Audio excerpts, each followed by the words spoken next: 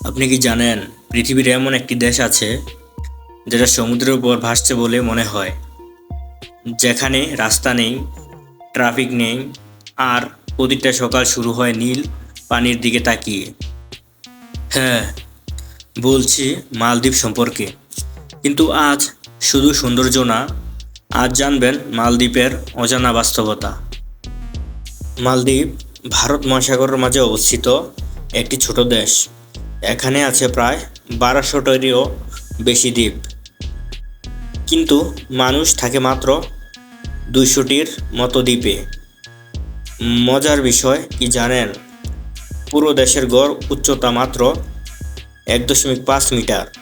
মানে সমুদ্র একটু রাগ করলেই মালদ্বীপ ঝুঁকির মুখে। আপনার মনে প্রশ্ন আসতেই পারে, কেন মালদ্বীপ এত বিখ্যাত? মালদ্বীপ মানেই পানির উপর ভাসমান ভিলা, নীল সবুজ সমুদ্র, প্রাইভেট বিচ, হানিমুন স্বর্গ। এখানে এমন কিছু রিসোর্ট আছে যেখানে এক রাতের ভাড়া দিয়ে আপনি অন্য দেশে 1 মাস ঘুরে আসতে পারবেন। আর তাই মালদ্বীপকে বলা হয় লাক্সারি অন আনাদার লেভেল। কিন্তু প্রশ্ন হলো, স্থানীয় মানুষ কি এই বিলাসে থাকে? এর উত্তর হলো না। বেশিরভাগ মালদ্বীপিয়ান থাকে ছোট দ্বীপে, সাধারণ জীবনযাপনে। তারা মাছ ধরা, নৌকা চালানো আর ট্যুরিজমের কাজ করে। আরেকটা চমকপ্রদ তথ্য, মালদ্বীপ একটি 100% মুসলিম দেশ। এখানে নাগরিক হতে হলে মুসলিম হওয়াটা বাধ্যতামূলক। মালদ্বীপের সবচেয়ে বড় সমস্যা ক্লাইমেট চেঞ্জ।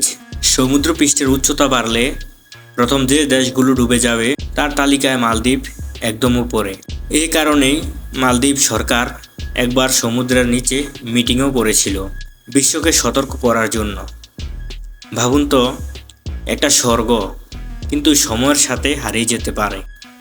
আপনার মনে প্রশ্ন আসতেই পারে, মালদ্বীপ কি শুধু ধনীদের জন্য? আগে হ্যাঁ, কিন্তু এখন না। এখন বাজেট ট্রাভেলারদের জন্য গেস্ট হাউস, লোকাল দ্বীপ, সস্তা খাবার পাওয়া যায়। মানে মালদ্বীপ শুধু সুন্দর নয়, মালদ্বীপ একসাথে স্বপ্ন আর সতর্কবার্তা। আপনি কি কখনো মালদ্বীপ যেতে চান? কমেন্টে জানান। ভালো লাগলে লাইক দিন, আর এমন আরও ভিডিওর জন্য সাবস্ক্রাইব করতে ভুলবেন না।